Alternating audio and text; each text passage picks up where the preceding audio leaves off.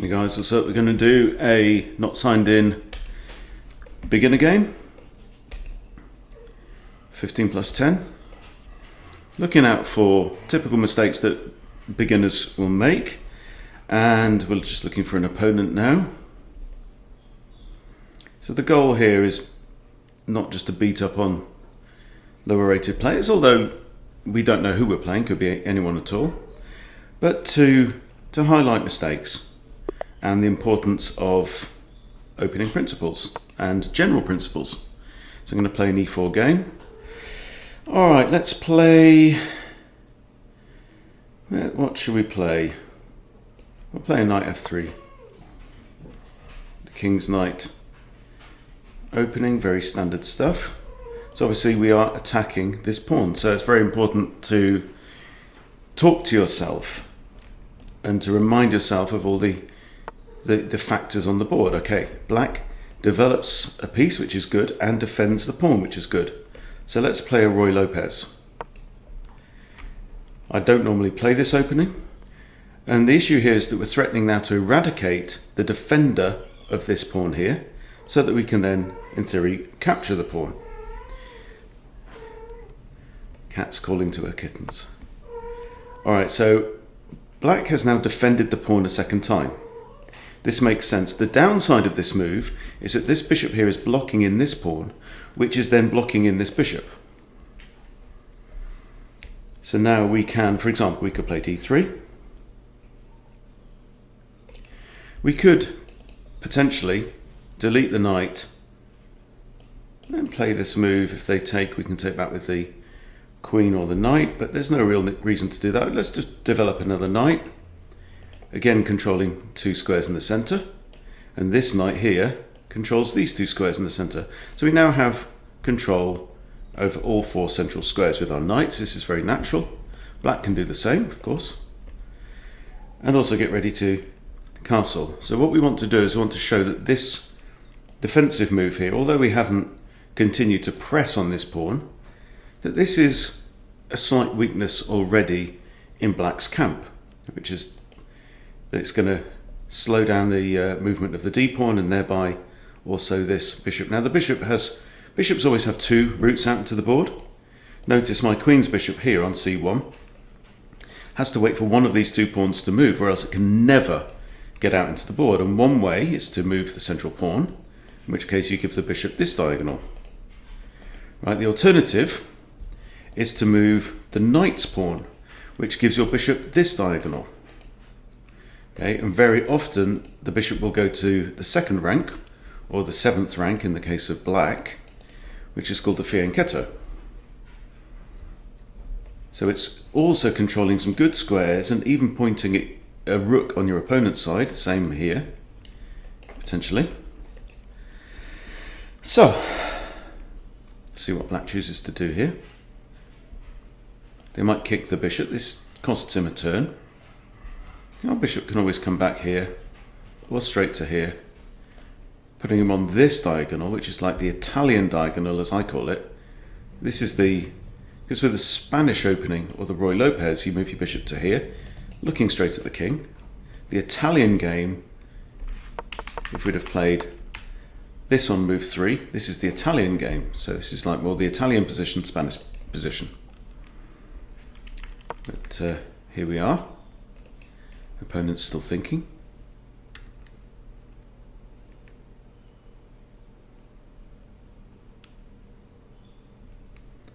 So I would expect knight to come out. Queen can't come out to these squares because it's controlled by my knight. Another good reason to play your king's knight out to its natural position.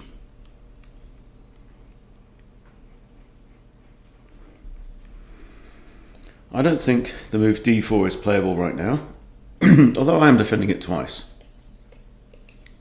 So if I play d4 and e takes d4, I can recapture with the knight. I can't recapture the queen because the knight is free to take my queen. So we could do this. But then, is my knight better? I don't know. If my knight was here though, no. So we're only on move 4, waiting for black's fourth move.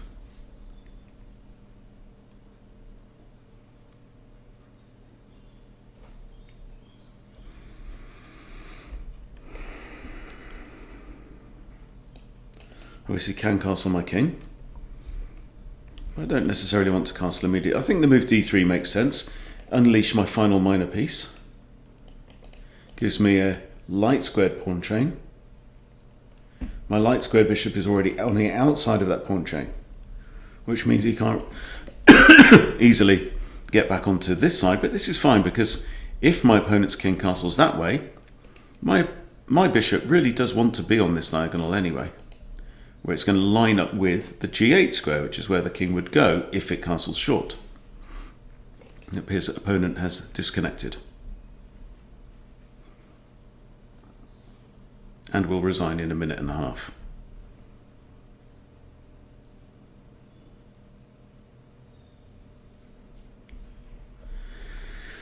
So assuming they do disconnect, I'm just going to pull up the Lichess Explorer now. Okay, let's work through this position. So we played this, and we played the Ruy Lopez. And I think their next move, let's just check.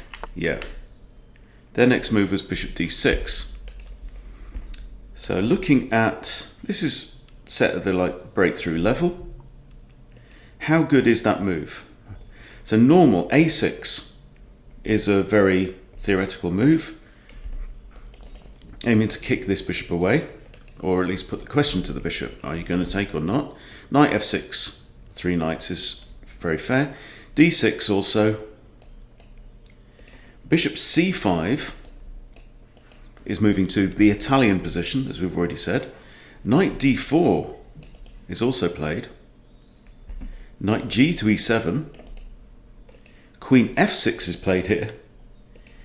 Pawn to f6, and then bishop d6 is like the 9th most common move, and that wins 52% of the time for white compared to 44. So it's not a popular move.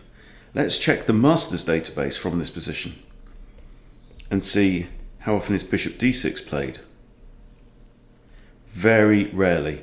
Okay, this has only been played 11 times on the Masters database. It's the bottom move, with 45% wins for white and 55% draws. So black has never won from this position, right, after this move on the Masters database. So to me that shows that, yeah, it's not great. Okay, so yeah, we won that, we'll abandon that. So let's play another 15-10, not logged in. Let's see if we can get more of a game. But you can see that this is already a big concession on black's part because of its really gumming up black's position. Okay, so we have another game. Now we have the black pieces. Let's see what we get. We're going to again play very normal. e4, e5. The Napoleon attack. Well, well, well. Okay, I'm inclined to bring my knight out here, I think. My queen's knight. Either knight could come out. But if this knight comes out here, it could jump to d4 and harass the queen and also threaten this. It's a very typical idea when the queen comes out here. I faced this myself when playing the Vienna with my... Okay, so he's going for a very quick sucker attack here. So I think knight out here makes a lot of sense. Obviously, if I just go for this move straight away, I get checkmated. So I'm not going to do it. I'm going to play my other knight out and then reserve the right to do this with tempo, which is pretty much going to force the queen all the way back to d1, because it's the only way. I guess actually the queen could come along to this square as well. Not this one, because if my knight's on there, it can capture. Yeah, so the queen doesn't have to go all the way back. Then the queen really has to come to this square, or else this pawn falls as well, because this pawn is currently under attack. Okay. So now if I attack the queen, she could come to here, or she could come to here. And then we say, well, how do we feel about that?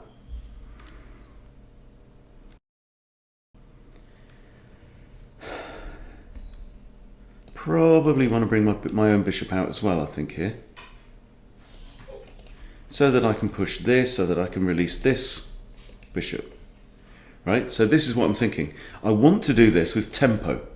Tempo, the Italian word for time, that's all it means. You gain time. Because if I get to put my bishop here, defended by my own knight, means the queen has to retreat and can't go to any of these squares. Right? And that means my opponent has then to spend his next turn moving his queen a second time. But I can't move this out because this pawn's in the way. And I can't really move my pawn to here because it's attacked 4 times. Right? So that means I would like to play pawn d6. But if I play pawn d6 now, I'm blocking in this bishop. Okay, so I'm working backwards. I'm going to bring my bishop out to here so that I can push this pawn, so that I can play this move, developing a piece, but also forcing my opponent not to develop a piece on their next turn and preventing them from developing and controlling the board. Right now we have 3 pieces out on the board each, and it's white to play. So a symmetrical position other than opponent has the queen on f3, whereas I have my knight on f6. And the queen is slightly more vulnerable than a knight, because a queen can be attacked by minor pieces.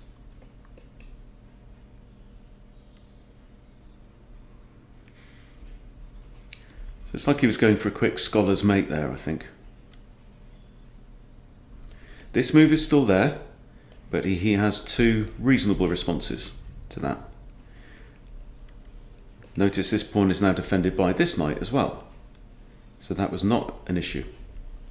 It's no longer an issue. So this pawn is defended twice. It's never a bad thing just to remind yourself what's defending what. Black is now ready to castle, and the reason is because I've moved my knight out. He did not move his knight out, he's moved his queen out, plus the queen is now sitting on the king's knight's natural development square, which is f3. Okay, so he's moved his d-pawn, getting ready to deploy this. I might do the same. So if I do this, he brings his bishop out. I might allow him to capture here. I can take back with my queen. If he trades queens, I move a pawn towards the centre of the board. Generally, an alright thing to do. I can also now, because of this move, notice this pawn has moved from the d2 square to the d3 square. Now, if I was to play my knight here, we said that previously, if we go back 1 move, after knight d4 hitting the queen had 2 squares where she could go, d1 and d3, both of which defend this pawn and the fork on king and rook, right? But after this move, now the d3 square is out of bounds for the queen. She can't go there anymore. So if I do this, that's going to force the queen all the way back to there. And I think that's good. I'm improving my knight by putting it in the centre of the board. This is the centre, these 4 squares. The queen's now under threat. She can't go here.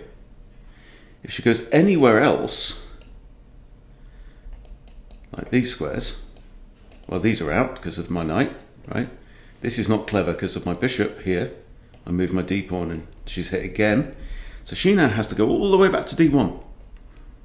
And then we're in a situation where, oh, what?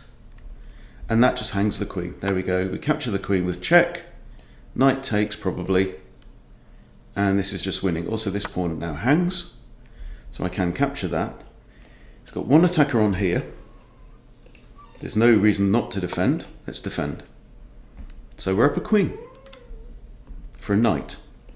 This is a very good position. So what did my opponent do wrong here? Well, he noticed the threat on this pawn, but failed to notice that the queen was hanging. And that is a failure, probably, to say what was my opponent doing with their last move, with knight d4. He saw 1 threat, but missed the second. Okay, so I'm up in material. I'm just going to capture that pawn. If knight takes bishop, I recapture, hit this knight. The king's now unable to castle, which is going to slow down the progress of these rooks into the game. I'm going to get to develop my bishop, maybe even trade off bishops, might even castle queenside. The take here with a threat. He has to move his knight. If the knight comes here, I'll trade that off as well.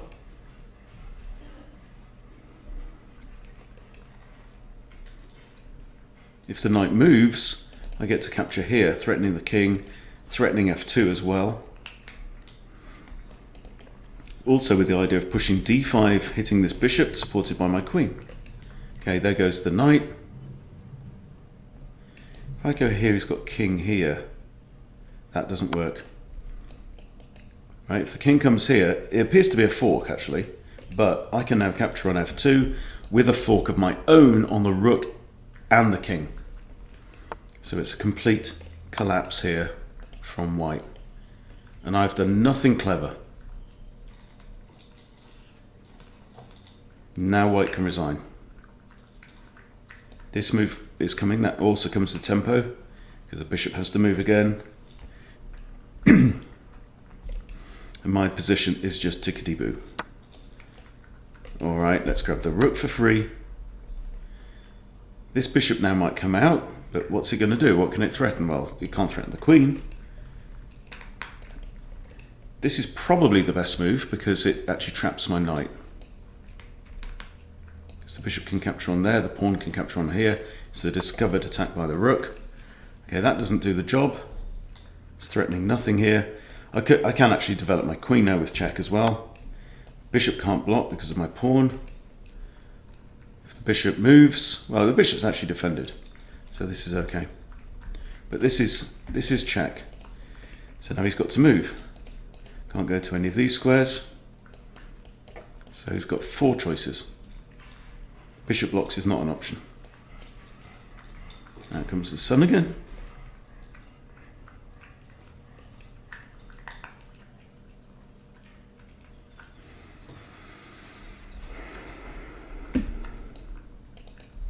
He's attacking my rook, but if I get the chance, like if the king goes here, for example, or here, I can move my knight with another check. Also, when the king moves, I'm attacking this. All right.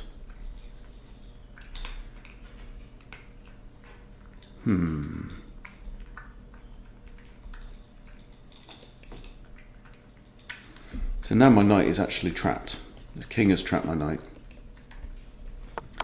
So with that in mind, I think this check was a bit pointless because it's now encouraged my opponent to make a move and covering this square. So that was a mistake on my part. But let's just play principled. I'm well up in material. This pawn hangs. This is defended by that. Okay, so he's captured here. Again, I can throw in another check. No bad thing, hits the knight. The knight is also potentially, it's currently a defender of this bishop. It is also defended by the king. Depends where the king goes, all right. But now the king's moved behind the bishop. This bishop is thereby pinned. So I'm going to play the move g5. Pin it and win it. The bishop cannot legally move. Any move by that bishop means it leaves the f-file, and it can't do that because of the pin by the queen. For this bishop to move would put the king in check, and that's illegal. You cannot put your own king in check. So lots and lots of threats now. I've also got a centralized rook. I've also got the castle king, which is all nice. So we win the bishop.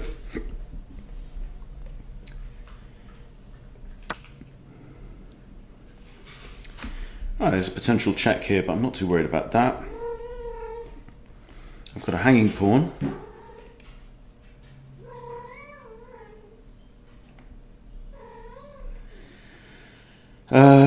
What's best here? I mean, I could actually eradicate the knight, you know, sack the exchange, but win a pawn as well. But there's a free pawn here, I might as well grab that. This pawn here is defended. This pawn is undefended, so I can capture this, attacking the bishop. Also with 2 attackers on the knight. Okay, there's a check. I'm going to come here to defend this pawn. Threatening to capture here and there. What's wrong with you? What's wrong with you? Gobby?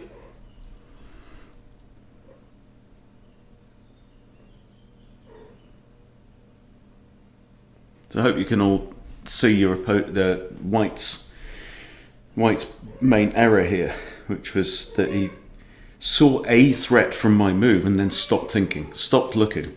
Say, okay, what else does that move mean? You have to relay all the facts. Tell yourself all the facts. What just happened? Okay. So here, he's put his rook on this square where it is defended by the knight, but the problem is I can then capture the knight.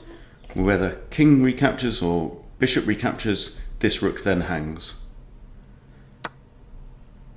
And there we go. So I've just won myself a knight outright there. And again, perfectly resignable position. Bishop here is okay. Bishop here actually hits the king, giving the king only 3 squares.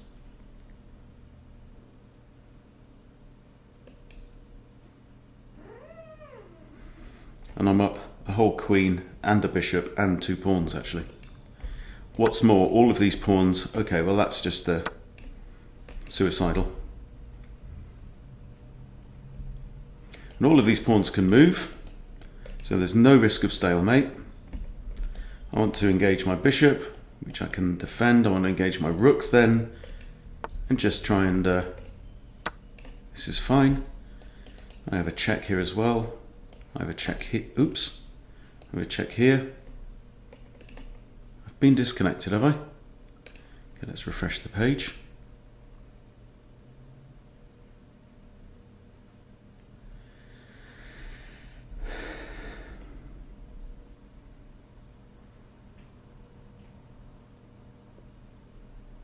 Okay, and he resigns, yeah. So, very tough one there. And there's no option for game review. Why is it giving me the option for game review? Okay, that's a tease. I can't do that. Okay, but the evaluation from here, you can use it. So it's balanced. Balanced. Balanced. Actually slightly better here for black. Again, very normal. But now after this move, you can see this bar, oops, this bar has gone a bit more in black's favour. Because after that now, yeah, black is slightly better. And he had to do that, but this is now a blunder, so it goes all the way up because you missed that, right? So this is what you have to do. Your opponent does this. Now, okay, what changed with this move? Well, first of all, my queen is under attack. Always look out for that. Second issue, this pawn is undefended and under attack, and that comes with a fork. Therefore, the only move here is for the queen to come back. And you can see if the queen had come back to d1, yeah, black is still slightly better, but not losing, as we just saw happened. So there you go. Just make sure you always, always, always do that. Tell yourself all the consequences of your opponent's last move. Right? Your opponent does this. What is my opponent thinking? Why did he play that move? What's changed on the board? Come up with an exhaustive list of what's changed. Tell yourself the facts. From the facts, you then go, okay, what is critical? And there really is only one good move here that White failed to do because he skipped the steps. He skipped the basic thinking in response to what I did. And that's it. I didn't have to do anything fancy. Yes, I broke an opening principle by moving a developed piece a second time, but that was not, it didn't cost me a move because I attacked his queen. Okay, so that meant he had to move his queen a second time. So me moving my knight a second time in the opening was not tempo losing because he had to move his queen back and actually undevelop his queen. And all of that came from the fact that he did this on move 2. Okay, with this on move 2, black is already slightly better. So there you go. Hope that's useful for anyone, beginners out there, people trying to cross the 1,000 barrier. Hope it's useful for you. Make sure you follow those recommendations. They're all for your benefit. Thanks for watching. See you later.